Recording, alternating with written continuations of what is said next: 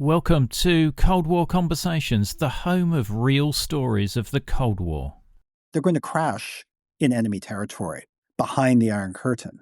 And so they went out of the plane, they dropped in different places, and Kenneth Slaker fell unconscious because he fell in a potato field. And then at dawn, he wakes up and he's not even sure where he is. This is Cold War Conversations. If you're new here, you've come to the right place to listen to Cold War history. Please make sure you follow us in your podcast app so you don't miss future episodes. The Berlin Blockade was one of the first major international crises of the Cold War when the Soviet Union blocked Western Allies' rail, road and canal access to the sectors of Berlin under Western control. I speak with Joseph Pearson, the author of the Airlift Victories, Myths and the Berlin Blockade. This isn't your standard military history. It draws on first-hand interviews and untapped sources from both German and Anglo-American archives. Among the stories is the American pilot brought down over the Soviet zone, a Jewish photographer struggling to reconcile with the Germans, and the 17,000 women who built Tegel Airport. I'm delighted to welcome Joseph Pearson to our Cold War conversation. Before we start, I want to let you know if you're listening to this episode within the first week of publication, then you can take part in our book giveaway. Look for the link in the episode information.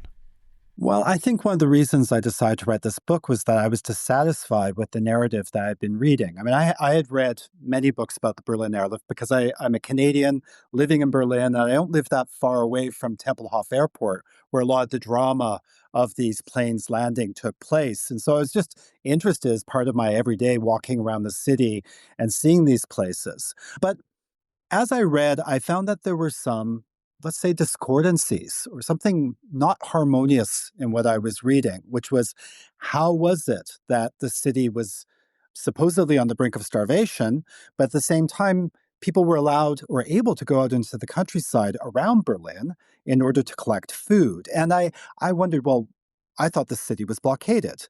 Was it blockaded or was it not? How could people move in and out of the city that was supposedly completely isolated? And I discovered, and I dragged my feet on this, because for my whole life I had believed that Berlin had been completely blockaded during the Berlin Airlift.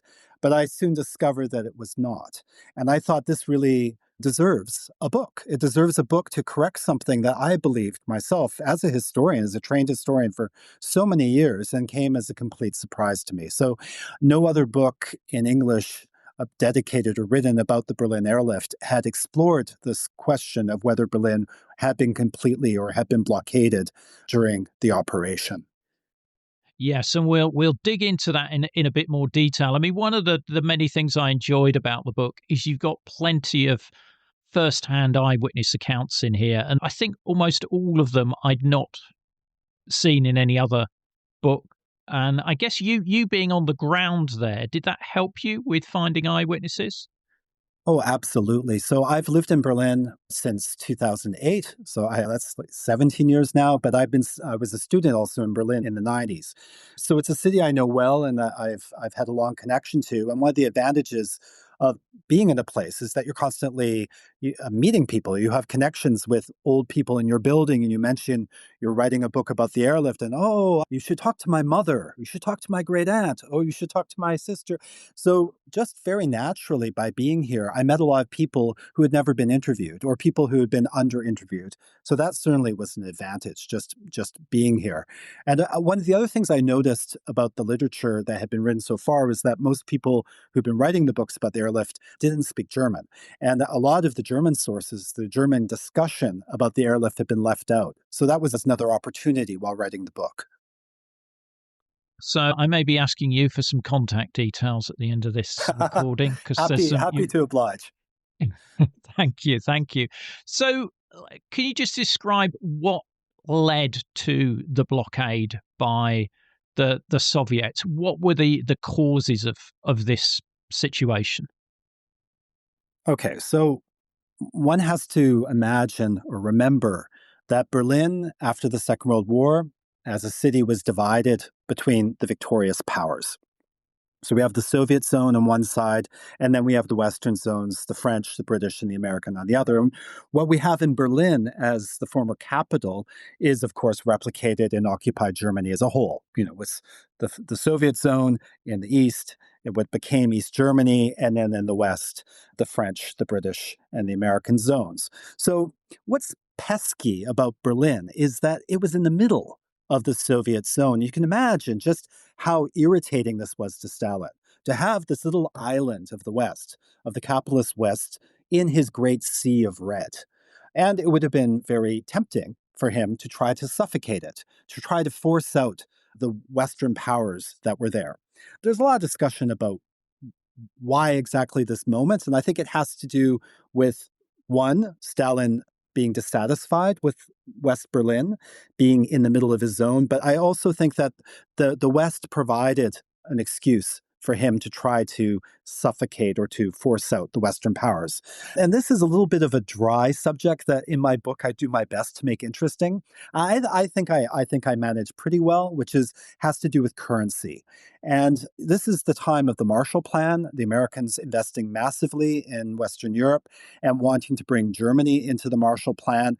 And for Germany to participate, it needs a strong currency. This meant tearing West Germany away, or what would become West Germany away from the old Reichsmark, the old German mark, and giving it a strong new currency, which would be the Deutschmark.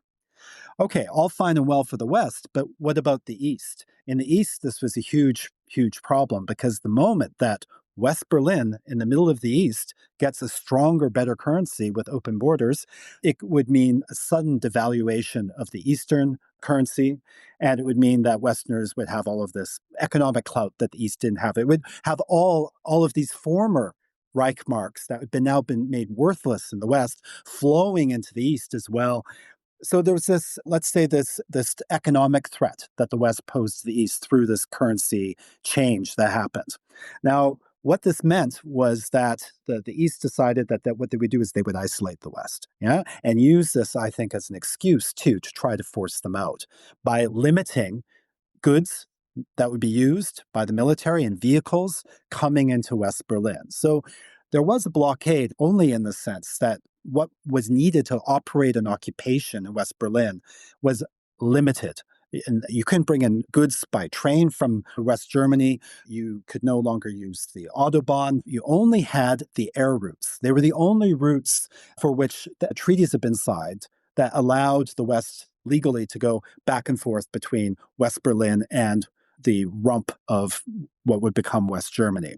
So to answer your question, and it was a number of different factors, but I think it has to do with Stalin's dissatisfaction with this island in his zone, combined with the opportunity that was provided by the Western currency being an economic threat to the East.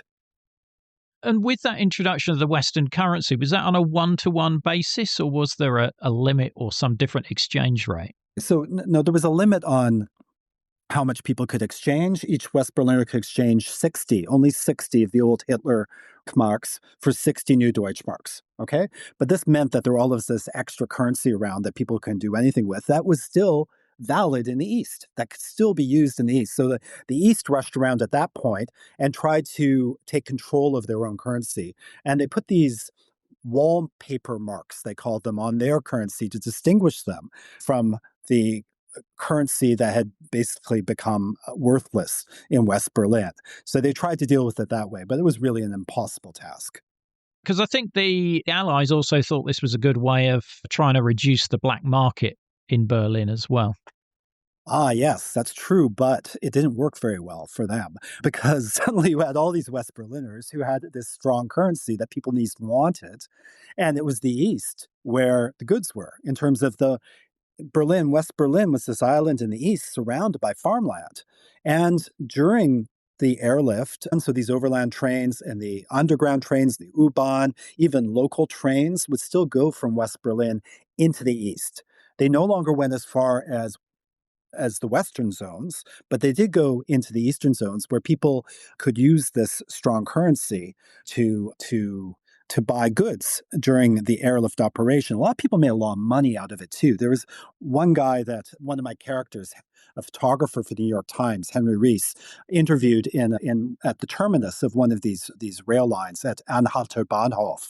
And this guy would go into the countryside with nails, because people in the countryside need nails, and then would come back with food and sell it back and forth and play this kind of currency game back and forth between goods and hard currency from the West. And he came out of it rather well. And interesting is that Henry Rees, this photographer, when he was talking with him, saying, he noticed that this was a man with a missing arm. And the guy, oh, don't feel sorry for me. I'm much richer than you are.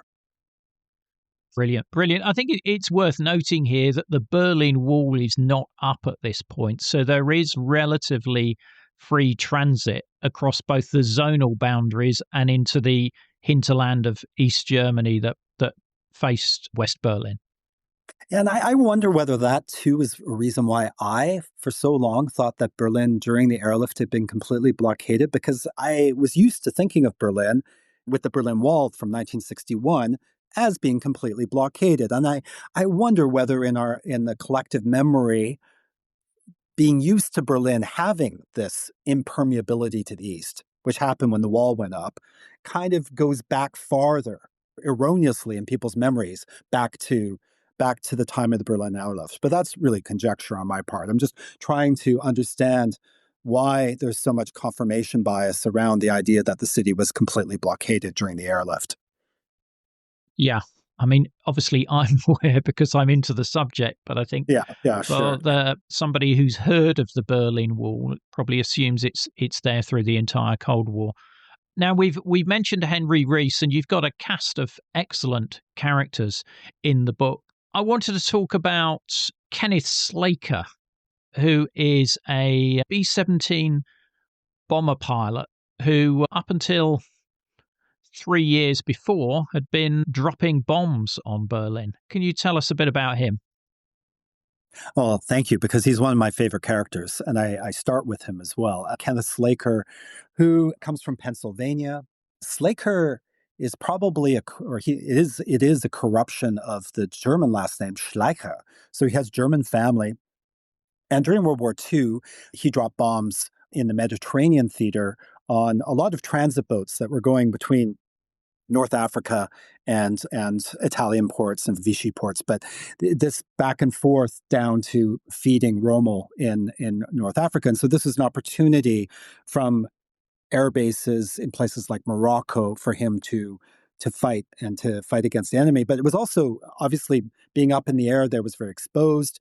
Being in the what would become the U.S. Air Force was very, very huge and horrific casualties. And these strong connections between these airmen, to suddenly see in the plane next to you or nearby, you're all connected by radio, to see your buddies go down in a ball of fire down into the Mediterranean below, was really hard on him. And he lost a lot of his good friends, people that he'd gone to cadet school with. These strong connections left him incredibly angry against Germany.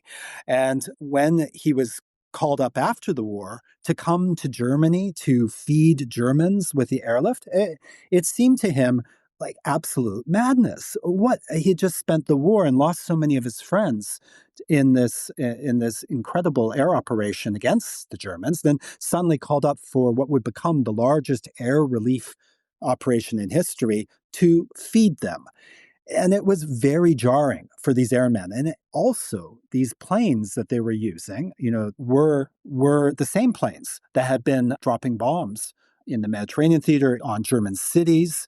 And the tonnage is interesting because you would see that these planes were built to have a certain tonnage of bombs in them to drop on these cities, which was the same tonnage of coal and flour that was flown during the airlift. So the weight was the same, except that, interestingly, these pilots were not used to land with all of this tonnage on board. They were used to flying off, dropping it, suddenly the plane was light, and then going back home light again. And these people had to learn to land with all of this weight that before they'd only learned to take off with.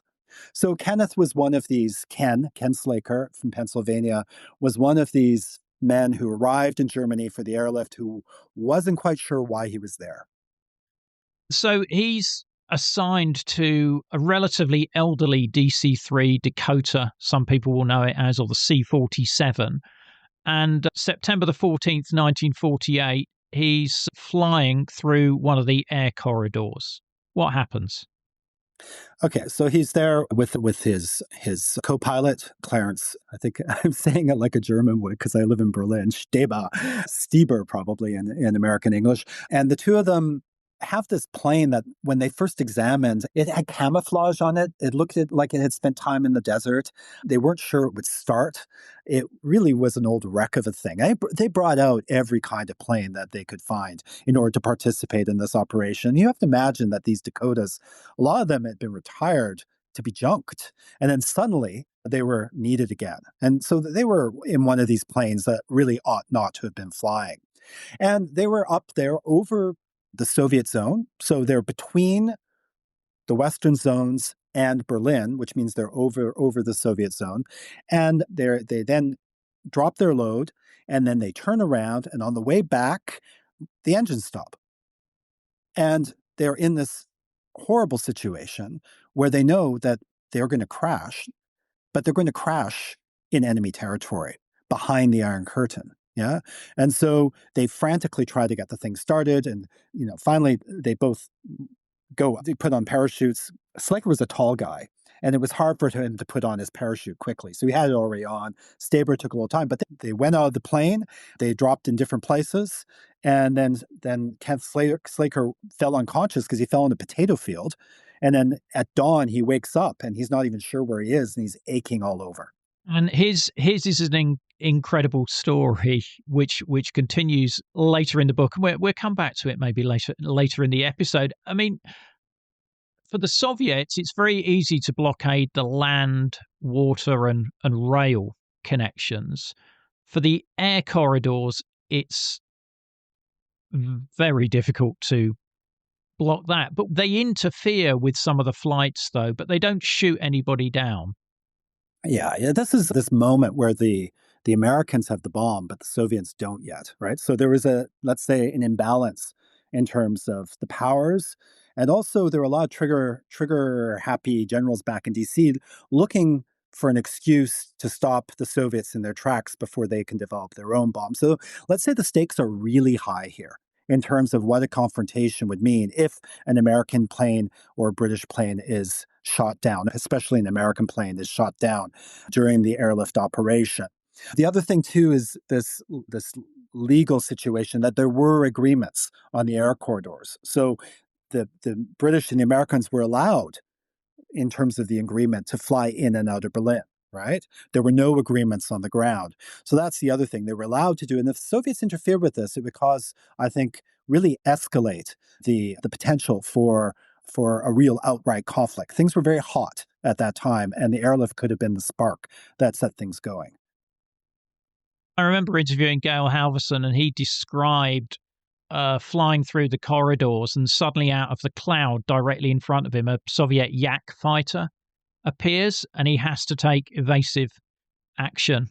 Yes, well, there. Yeah, well, I mean, this is the thing that they couldn't shoot each other down, but they can make their lives miserable.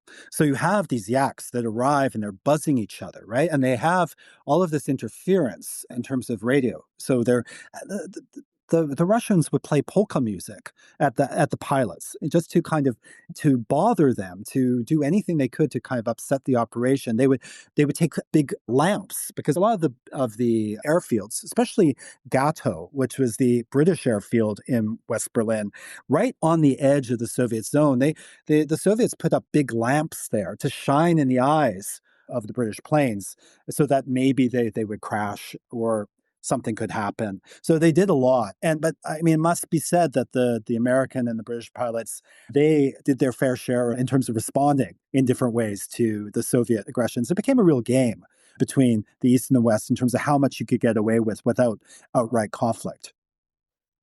One of the amusing anecdotes in there is a retaliation, and I think you entitle that chapter Champagne. Well, Alec Chambers, who I met in Berlin for the airlift anniversary here last year, unfortunately, he's no longer with us. He passed away shortly after our interview. What a character! What a crackerjack! What a ladies' man! He was doing everything. He was going in and out. Black market coffee he was selling when he was landing, and he would get very drunk sometimes. I think they all did when they would go up and do these runs. And there was on the way back towards Hamburg, because a lot of the British planes went from Gatow in West Berlin across through this northwest corridor to airports around Hamburg. And on the way, there was a Soviet base called Perleberg. And this was a place where often they would get a little bit of action with the Soviet yaks. And they thought, oh, well, we're going to get even with them because the pilot for Alex Chambers, who's the flight engineer, was a Polish pilot who had a real thing against the Soviets and had fled to Britain during the war. And he decided that he would take the roof hatch and actually fully unfasten it and allow it to fly back off the back of their plane into the windshield of the yak that was following them. And the way it missed, which was very good because they could have caused a huge international incident with that. But this is the kind of stuff going on. And one thing they did with Perleberg, this Soviet base, is that they went in very, very low along the runway, just scraping it. Yeah. And they then had all of these champagne bottles because they had been drinking a lot of champagne on the flight. And they dropped them all out the back, just scattering, just bombing the Soviet airfield with glass. And then they zoomed up again and went back home, just leaving all of this detritus all over the Soviet airfield. I'm sure it's an event that those in Perleberg that night would not forget.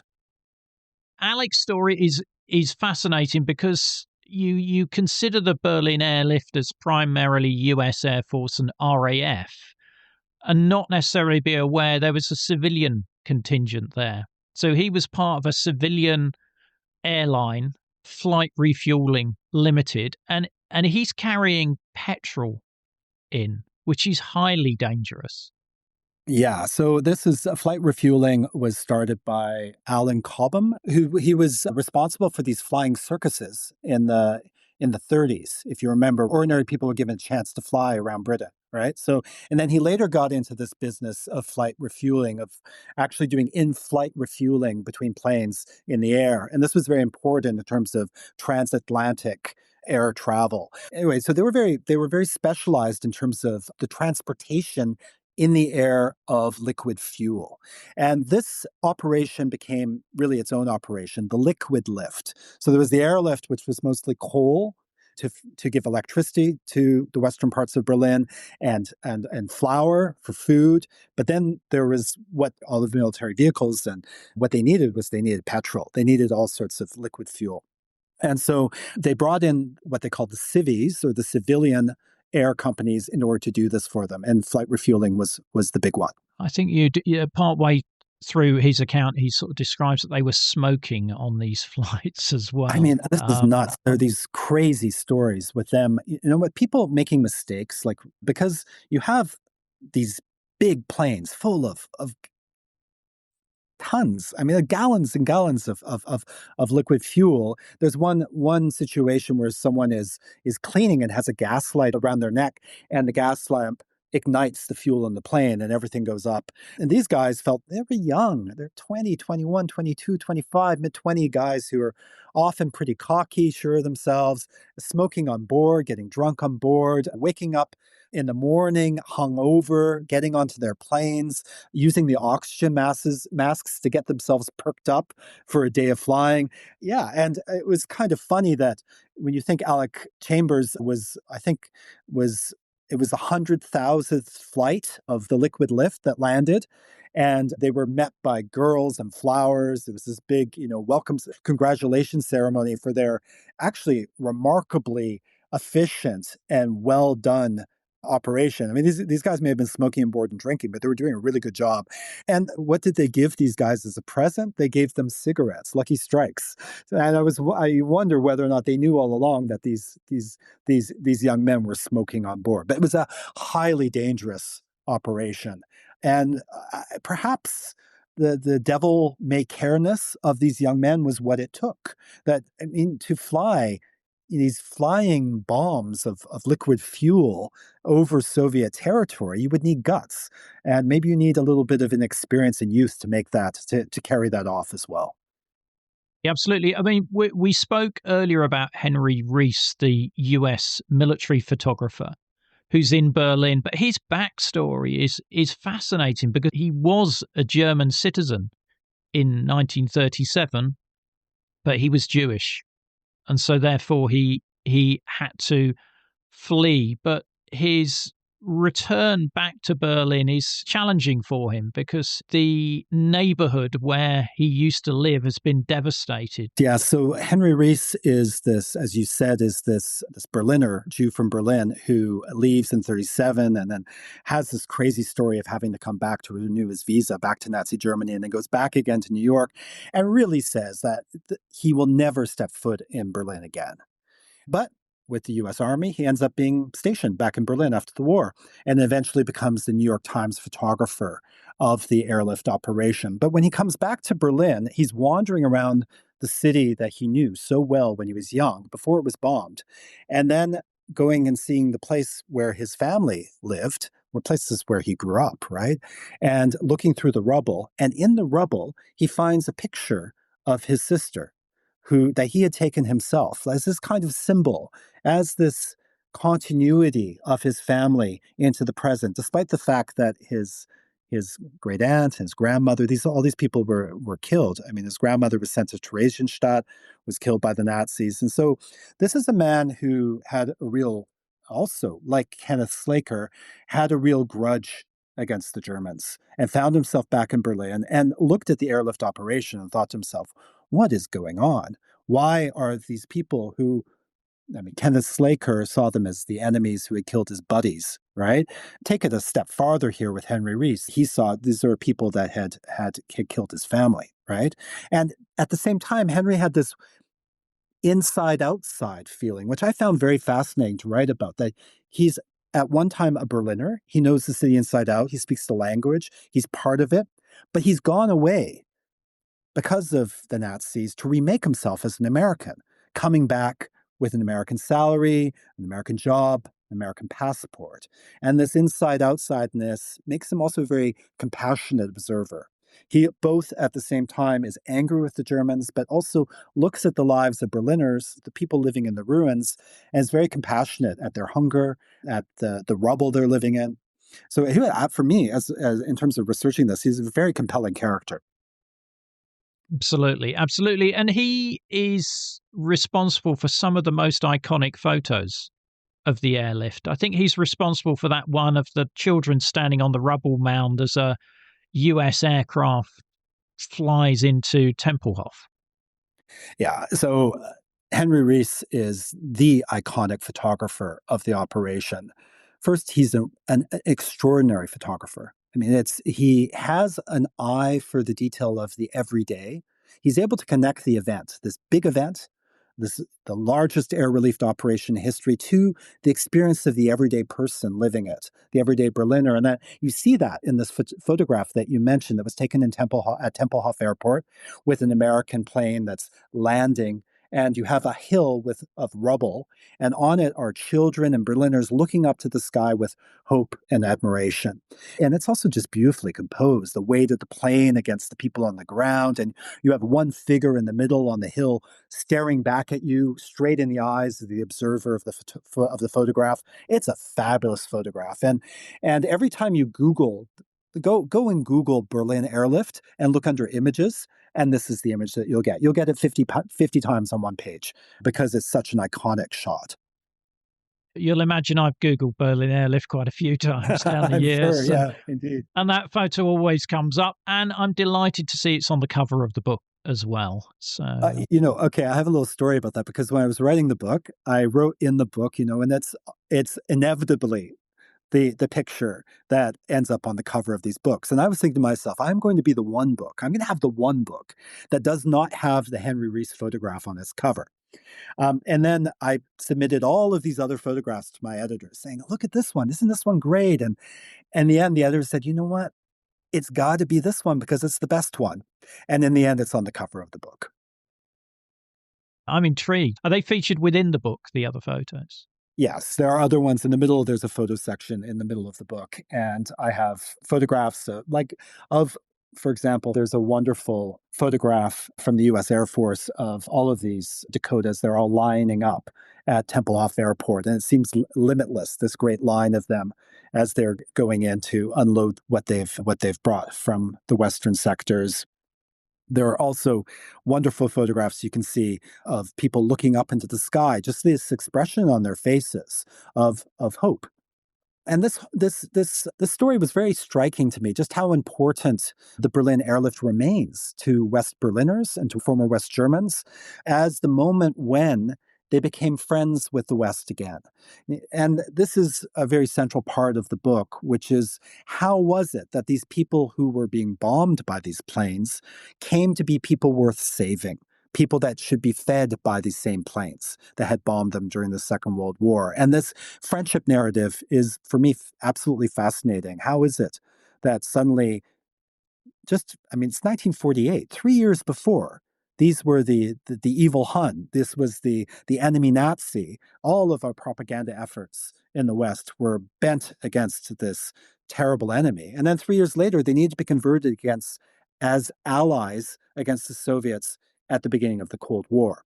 And the airlift succeeds in creating this transformation on both sides. In the West, they saw pictures of women and children who were seen as mostly blameless, especially the children. Women, we can think about whether a lot of them were perfectly aware of what was happening during the Nazi years, but especially the pictures of children who were too young to have been involved in the Nazi project really pulled at the heartstrings of the British and the American public. These are people worth being saved, being fed, and being saved from Stalin. And on the ground, suddenly Berliners could look up at these aircraft that had terrified them during World War II. That sound, the sound of the roar, of the Brumm in German, the Brumm, the sound of the aircraft was psychologically terrifying to Berliners. And I read again and again in diaries and talking to people how this sound changed for them during the course of the airlift to become something hopeful. It was a very interesting, again, this move from just a single sound having a completely different meaning because of the airlift. And I think in that there's a clue to how Germans began to see the Americans and the British differently at the beginning, at this first, I think, the most important first event there are many events that began the Cold War, but this is the big first one. And it happened with this. Now, the airlift is also flying out some West Berlin citizens, but it flies in an unusual cargo at one point because the British have decided that they're going to launch an Elizabethan festival, which also has a connection with one of the Cambridge Five spy ring as well. Can you just explain what's going on there? It's another one of these crazy stories that one stumbles across while one is living in the city. I discovered that the British had countered the Soviet propaganda offensive, which was to bring the Red Army Choir and dancers, the Alexander Ensemble, to do these big bread and circuses events in squares of East German cities. They decided to do, as a counter, to bring in Cambridge students playing Shakespeare in the ruins or singing English madrigals. And it doesn't seem like I don't know. I love Shakespeare and I love English madrigals, but yeah, in terms of really capturing the public imagination, I somehow think that the Red Army Choir has a little bit more heft. Nonetheless, this is what they decided on to show the best of British culture to the Berliners, part of this soft power operation. So what they did is they flew in all of these undergraduates, all these Cambridge students. They put on a boat across to the Hook of Holland, and they put them on the train, and then from the western sectors, they flew them into Berlin like sacks of flour. And it was later commented that in terms of the weight, that the number of people that could have been fed by the weight of each of these undergraduates and their tutors who were brought over. But obviously, this wasn't just an operation of bringing the Bard to the ruins of Berlin. It also had a British intelligence side to it that became very obvious the more I researched it. It was organized by the Foreign Office, and the main person who was involved in it was actually working for British intelligence. The people that they brought over from King's College were members of the Apostle Society, which of course was deeply implicated in the Cambridge or connected to the Cambridge Five ring. And Donald Beeves, who was the provost of King's College, was the man later cleared as being part of this Cambridge spy ring. Noel Annan, who was also a fellow at King's, came along. He was also involved in British intelligence. And then I started to do a little bit of research on the students who came over. And all I had was a photograph of them from a German newspaper with their names under it. So I then took the names from the photograph and I cross-referenced them with searching in alumni magazines from Cambridge and looking in lists in the Cambridge University archive. And I found a lot of them. And remarkably, I mean, I found one, for example, a guy named Bernard Keith, who worked at the Royal Academy of Music and was an opera editor at the BBC, who had worked at Bletchley Park during the war and then was sent to Japan to do intelligence in Hiroshima after the war. And then I found another one who, when he was in Berlin with the operation, they were sent out into East Berlin to do little investigations to find out what black market prices were, et cetera, et cetera. So this was very fascinating to find out that, not that unexpected, that Cambridge, already being a hotbed of spies, was chosen not just because these were sweet undergraduates who would make the Germans like them, with their young college type productions. Very hard to criticize young students who are performing this, but also pretty useful intelligence gatherers, young, fresh-faced undergraduates from Cambridge, people who stumble into the ruins, in one case, of Hitler's old chancellery building, and they go, "Oh, we're just lost. We're just looking around here." And it's the kind of person that a Soviet guard will let go. I mean, if it was someone my age, going into one of these places, they would think I would know what I was doing. And students sometimes look like they don't know when in fact they do. Yeah, don't they pretend they're Swiss tourists or something, I think, to get out of that scrape? That was a huge surprise because I wanted a firsthand description. I was looking so hard for a firsthand description of one of these undergraduates walking around the ruins of Berlin. And I was in the archive of King's College in Cambridge, and I came across the diary of a name that I recognized from the photograph from the newspaper. And in it, he has 4 or 5 pages where he describes just walking around the city and ending up in Hitler's chancellery buildings, now in ruins, and being caught by Soviet guards. And the guards are trying to figure out what nationality these people are. And then finally, they say that they're Swiss, and they abscond very quickly. Brilliant eyewitness stories. And, we're just covering a fraction of them in the chat we're having now. There is loads more detail in the book. And I think one of the things I was pleased to see is you had mention of the French, because they quite often get written out of the history of West Berlin, but they make a massive contribution in their sector. Indeed. I mean, they were very belittled by the Berliners. They're seen as the poor third of the occupying powers. I mean, many people wonder why the French were given a zone. Even the French, of course, were defeated by the Germans, but there was the real sense that they needed to be brought back into the European family with the Germans. And we see this today with the European Union, that the driving force of it remains, and we'll see what happens with elections and so forth, remains the German-French friendship. And I think even back then they knew this, that Europe, to have a future in the post-war and to be economically successful, would require French involvement. And so they were involved as an occupier. In Berlin, they were given a small part, a quite poor part of northern Berlin, but it was a place where there was an enormous field, where there were kind of allotment gardens. And they decided this would be an excellent place to build a new airport.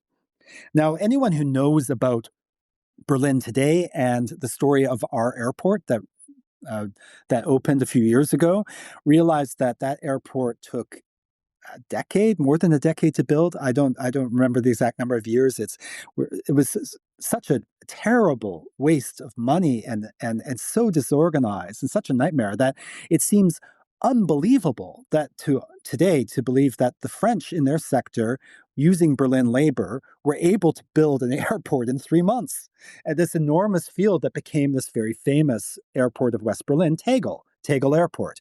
And this was essential to the airlift operation because there were a couple problems with the other airports.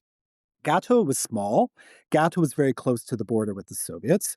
Gatow also was close to canals, so it was very important to the liquid lift. And this occupied a lot of space, in terms of flights going in there.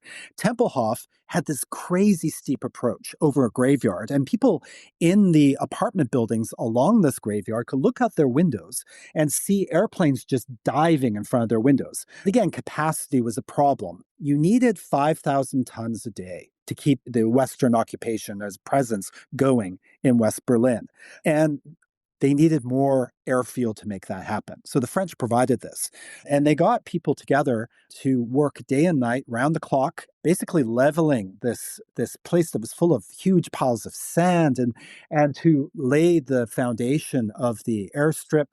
They did this by going around Berlin and collecting bricks because during the airlift day, you couldn't make concrete, right? There were a lot of real limitations in terms of building an airfield when this isolation of the city was preventing supplies from going in. So they went around, they collected bricks from destroyed churches, from houses, and they put down this layer. They rolled in bitumen from the eastern zone in the night through the barbed wire, and they brought in all of these amazing like vehicles and trucks and to do the work by cutting them up in pieces, putting them on planes, and then putting them back together again with the torch once they arrived in Berlin. So it was really ingenious, the whole thing. One of the remarkable things about it was that there were 10,000 people working on this operation, and most of them were women. And this has to do, of course, with the demographics of Berlin, that there weren't just weren't that many men around after the war, because for obvious reasons. But also women ended up doing this, a lot of whom had lost their homes. And so they ended up on Tegel Airfield working with spades and so forth with when you go to the bunker and your house is about to be bombed, you take your best clothes with you. So a lot of them were wearing evening dress. They were wearing gowns, so they had high heels. So is it really, you look at the photographs from the building at Tegel Airport, and you look closely at these little figures working this enormous operation, and you're like, wow, she's wearing an evening dress. She looks like she's going to the opera. I mean, a bit ragged, right? Because it's Berlin after the war, but nonetheless, it made a remarkable shot in terms of a picture of this operation. Well, they were essentially stealing bitumen from the eastern zone and wheeling it through the barbed wire, did you say? Well, one source says so. I mean, this is one of the things is trying to piece together through the archive and through the documents what exactly came over, what did not come over.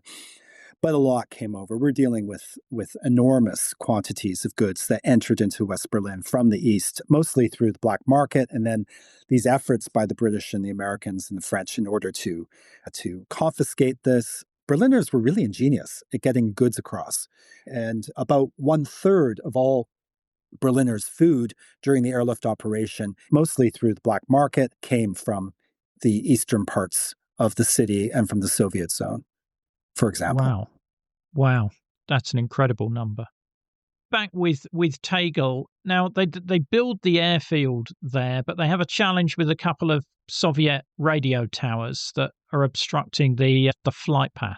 Yes. So there's this remarkable story about the French commander of Berlin, Jean Ganneval, who had trouble with two Soviet radio towers that were at the end of his runway, just at Tegel, just inside the Soviet zones. And he had warned the Soviets a number of times that these were pesky and very inconvenient for him because they blocked planes as they tried to take off and to land. I think what the Soviets didn't expect was that he would detonate them. And so he invited the top brass of the West to his office with a good view. And this, as the story goes, and it's a bit apocryphal. I found it in some sources and not in others, but I'm going to tell it because it's such a great story. He gets the top brass together to observe the towers through a window, gives them champagne, says, just watch. And then, boom, the towers go up in smoke because he has men who have crept across to the Soviet zone and they've detonated the towers. And then later on, the Soviets, this General Ikov asked the general, he said, how could you have done this? You invaded our territory, you blew up our property, you put Radio Berlin and all of its Stalinist propaganda off the air, much to the content of a lot of Berliners. And the French general replied, reportedly, said, well, with dynamite, mon cher. I love the story. And it shows that the French had a certain amount of style with how they went about things with the Soviets. But as we would find out, the Soviets retaliated in a particular way. And yeah, can you tell me about that retaliation? Yeah, so I visited a little village on the edge of Berlin, just outside of Berlin, called Stolpe, Stolpe, Stolpe. And I was interested because I had heard through my readings that this little village had been once part of the French zone, but at the end of December 1948 had been given to the Soviets. And I thought, this is wild.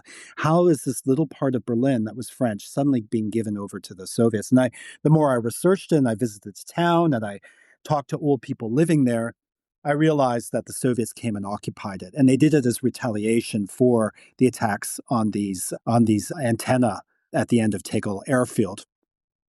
Although this is the story. But the more that I dug, the more I discovered that actually for a long time, the Soviets and the French have been negotiating in terms to give this village that was in the French zone to the Soviets.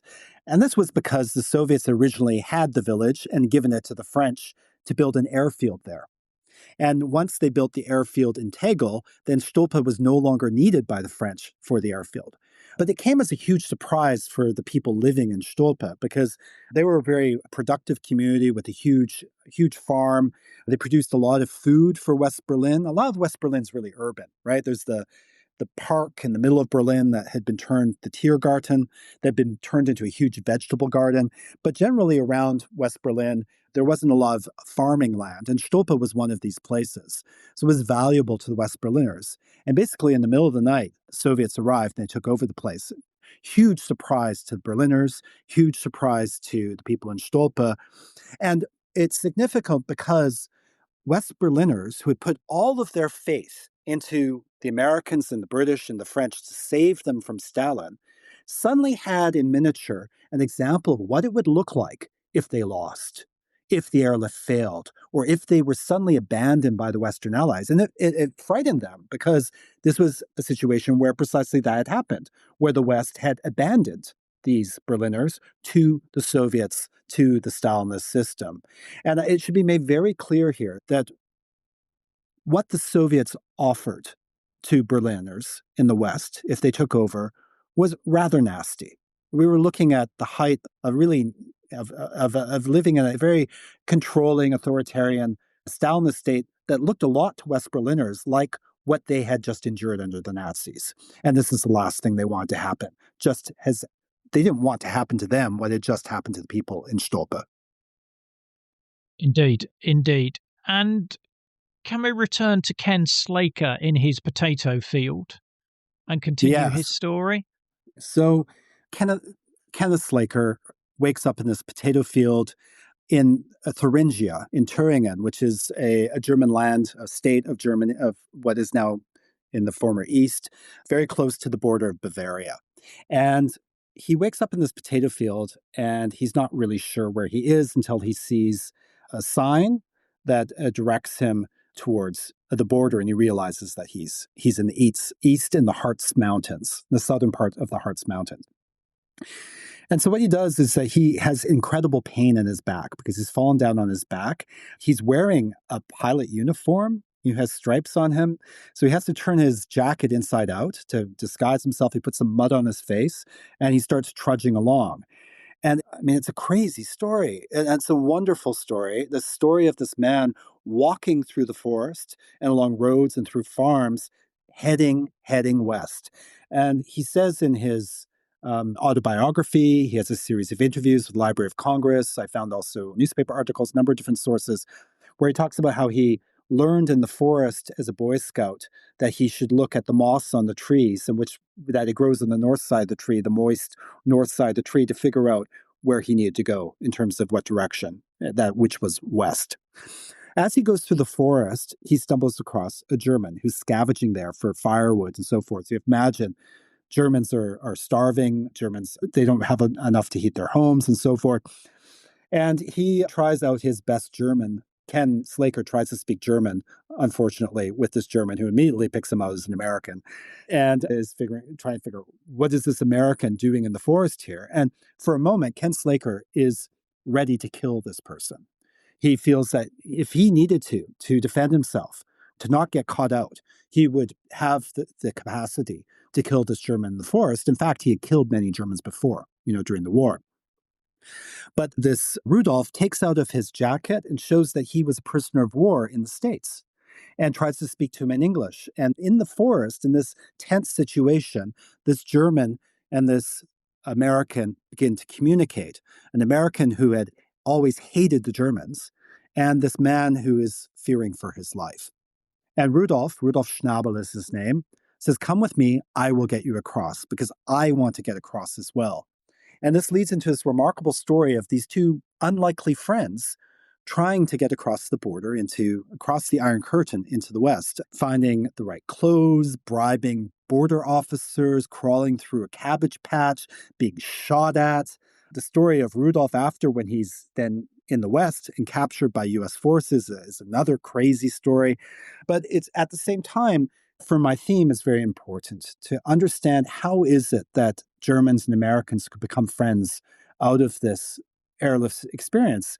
And what does it is this triangulation that they have a common enemy now, which are the Soviets. They're trying to both get out of East Germany, or what would be East Germany, across the Iron Curtain into the West together. They have a common cause. Yeah, and it is an incredible story because at one point a Soviet soldier walks past him. And he's obviously, as you say, he's wearing his US Air Force uniform, albeit with the jacket inside out. And the Soviet guy doesn't even check him out or anything like that, just ignores him. Yeah, there were another situation a bit later in which he is noticed because there are things he's forgotten about. He forgets that he's wearing very nice Oxford shoes, which is not something that starving Germans have on them. And also, he has a very, very nice watch on his arm. And we know from pictures of the occupation that the Soviets liked their watches. There's these photographs of Soviet soldiers in Berlin wearing 2, 3, 4, 5 watches on their arms that they had plundered from Berliners. Yeah, so the watch was of interest, but it was precisely at the moment where a train needed to leave and all these soldiers had to leave. So we sort of saved by the bell in this situation. Wow. Well, yeah, there's that famous photo of the Soviet troops raising the red flag on the Reichstag in 1945.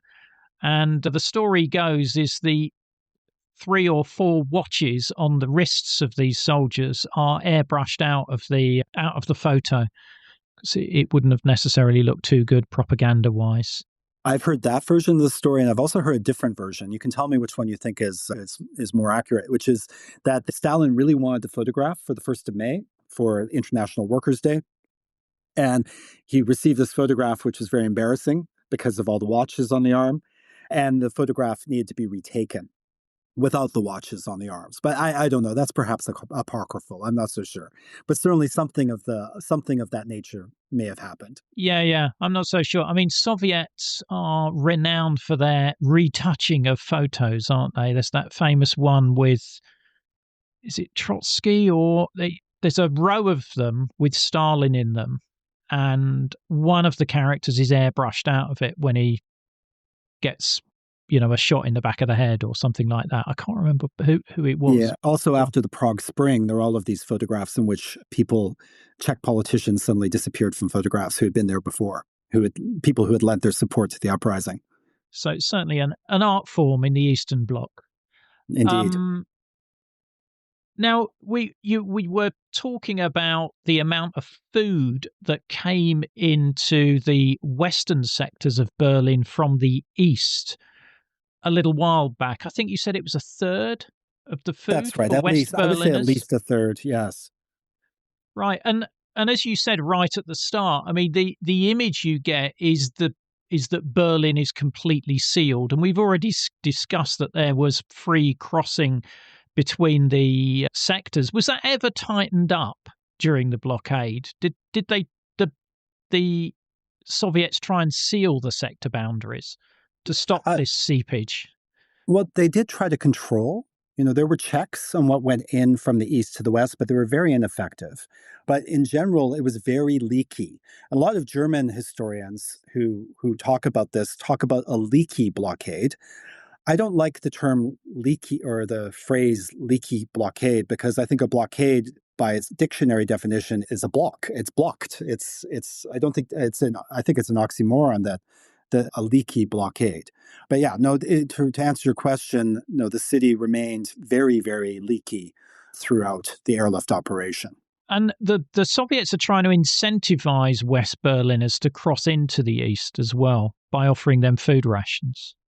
That's right. So, I mean, this is one of the things that first confused me because, like everyone else I know, I shared this almost universal belief that Berlin was completely cut off during the airlift by the Soviets in an attempt to starve the Berliners. And this is something you can read on the websites of the UK government, the German government, on the NATO website.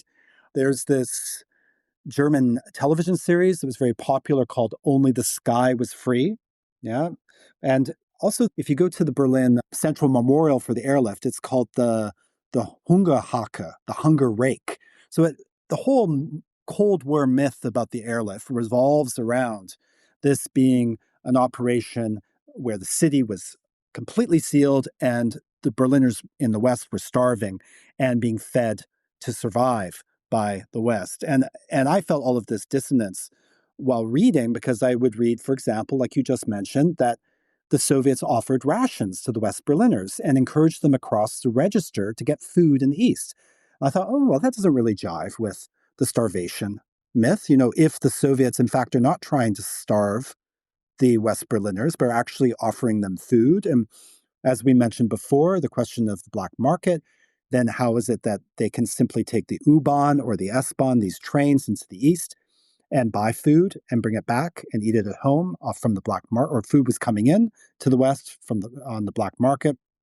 And so I slowly had to revise my opinion. And I must be honest here, I come across a certain amount of resistance when talking to people about this, because I think we all have confirmation bias. It took me a really long time to give up on the idea of the Berlin blockade because it's something I learned. It's something that British children learn for their GCSEs still, that the city was completely sealed. And I realized that it was a very convenient propaganda myth in order to get people in the US and the UK to pay for this extraordinary operation that cost about, very expensive operation, that cost about $3 billion in today's coin. And what you needed to do to get that support was to show images of starving women and children. So, and then I verified this by going into the archive and Q and really tried to find, and I found all these documents where the British very clearly know what they're doing, that they want the press to believe that there is a blockade in order to provide the kind of support necessary. The Americans feel the same. It's an election year. Truman wants this to be his great kind of theater piece in order to give him the support he needs to win the next election.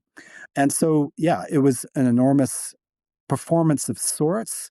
But on the other hand, I admire in a way, I don't admire that there's a myth, but I think it's extraordinary that this provided the support necessary to keep the West in Berlin and to hold on there against Stalin and against the Soviets. It was a completely necessary act. It held the tide.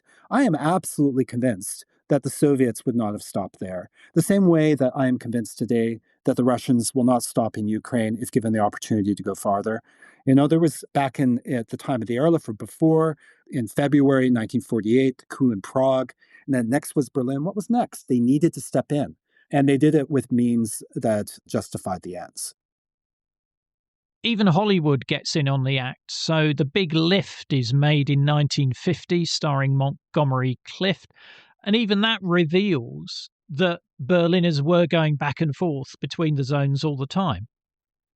Yeah, it's an amazing film because it was filmed with the cooperation of the U.S. Air Force, right? With Montgomery Clift playing one of these pilots bringing in food to Berlin. And there are only a couple, or maybe four or five professional actors in this film. Everyone else were the actual people operating the airlift. So, from a historian's perspective, it's an absolutely amazing document because you see the airlift in film before your eyes. And what the director does is shows a lot of the tensions. Montgomery Clift meets a charming German woman, gets her number, and then has a day off and goes into Berlin with her and goes around the city and lives the life of an everyday German.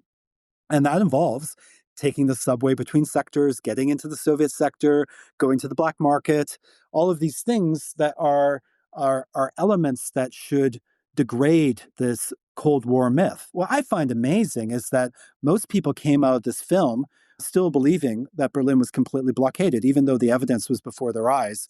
And maybe they were like, oh, it's a film. It's not the reality. But of course, this was a film that really used a lot of footage from the reality of the Berlin airlift. Yeah, I'll see if I can find a link for that. Now, Joseph, I said earlier on in an interview, I'd like you to put me in touch with some of your guests. And one of the stories we didn't talk about was the young girl who was friends with Gail Halvorson. Any chance of sending her an email on my behalf? I could definitely do so. I actually just received an email from her the other day, and she's very well. And she's coming to a reading I'm doing in Berlin on the 20th of January, which is marvelous. She was a little girl who ended up having a lifelong friendship with her chocolate uncle, she called him, because she, as a little girl, collected some of the chocolate that dropped from the sky from the candy bomber's plane. So when I heard from her recently, I was a little worried because one of the things you worry about as an author when you do interviews with living witnesses is how they're going to react to your book. So I sent off copies of the book to the widow of Henry Rees, this Berlin photographer, New York photographer, to Mercedes Wild, who's a little girl who collected the chocolate, family of Alex Chambers, this rascal who was the flight engineer. And I was a little worried. I thought, for example, the story of Alex Chambers, the flight engineer in my book, is pretty unvarnished. It's all about him meeting women in Hamburg and black market coffee and getting drunk on his plane and smoking on board and all of these things that you wonder how the family are going to react. But they came back and they were like, oh, that's my father. That's definitely, you captured him. And I also hopefully captured some of the youthful energy and charm of this person, unvarnished, but just such a wonderful person. And I was glad that it seems like all of my witnesses were happy with how I tried to bring back the sense of these people living a historical moment that often gets lost in historiography. Yeah, and it's hard to do that in print as well. That's one of the reasons why I started Cold War Conversations, because I have this tagline, there's nothing like hearing history from someone who was there. But you do get across the personalities there, and it would be great if Mercedes agrees to come on Cold War Conversations. Oh, she's amazing, and she's so with it, and she's also a very, very good English speaker, because when Gail Halvorson would come to Berlin, she would be his translator, and they would travel around Berlin together. So she would be a great guest. I can definitely let her know. Excellent. Thank you very much, Joseph. You're most welcome. You have been listening to Joseph Pearson, the author of the Airlift Victories, Myths and the Berlin Blockade. It's being published in the US as Sweet Victory. So there is a different title there. But there'll be links in the episode information for you to buy the book and support the podcast. Joseph, thank you very much for coming on Cold War Conversations. Ian, it's been such a pleasure. Thanks for the amazing conversation. I appreciate it. The episode extras, such as videos, photos, and other content, are available via a link in the episode information. The podcast wouldn't exist without the generous efforts of our financial supporters, and I'd like to thank one and all of them for keeping the podcast on the road. The Cold War Conversation continues in our Facebook discussion group. Just search for Cold War Conversations in Facebook. Thanks very much for listening, and look forward to seeing you next week.